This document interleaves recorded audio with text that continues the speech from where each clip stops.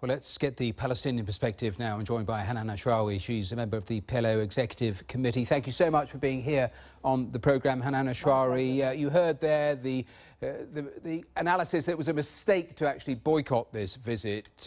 How long can you actually put your head in the sand and actually ignore the reality now of what is happening on the ground in terms of American policy?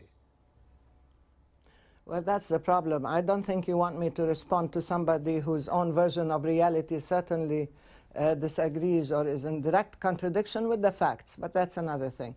We're not putting our head in the sand. Actually, we are dealing with reality. It's Pence who is trying to reshape the world the way it was 3,000 years ago for a brief period of time.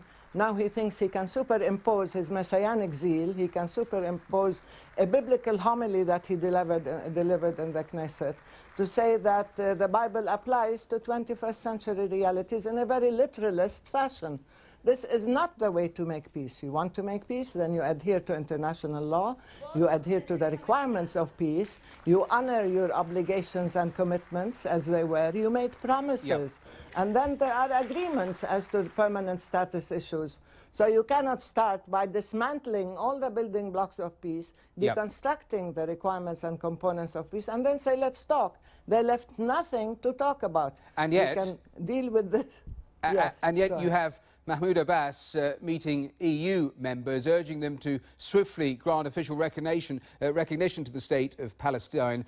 Don't you think basically both sides are pursuing their individual agendas, you as well as the Israelis? No, the problem is that the Israelis have been using power politics and their power as occupier. We are under occupation. We have no power, we have no rights, we have no recourse except to the law and to a sense of justice and humanity. So they have been expanding settlements, stealing more lands, demolishing more homes, killing more Palestinians with full impunity.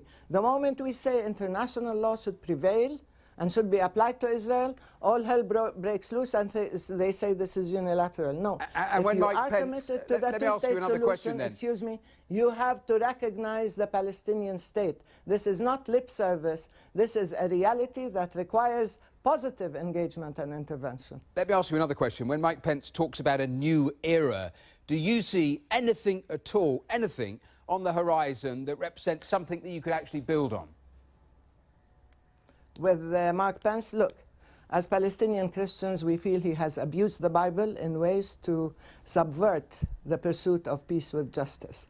And we will not accept that. We do not accept this monolithic, unilateral interpretation of a religious text to superimpose 21st century geopolitical realities. No, there is nothing to build on with Pence and with Trump, unless they discard their extremist, ideological, exclusivist, racist ideology, then we will have something to talk about. If they promise to honor their commitments and the positions of the previous administrations, if they promise to respect international law and humanitarian law, if they look at all people as equals, but if they start pulling out religious texts, then everybody else is going to call on his or her own God in order to respond to Pence's God, or call on their own sense of superiority, the same way as the white Christian males think that they have superiority to Palestinians. All right.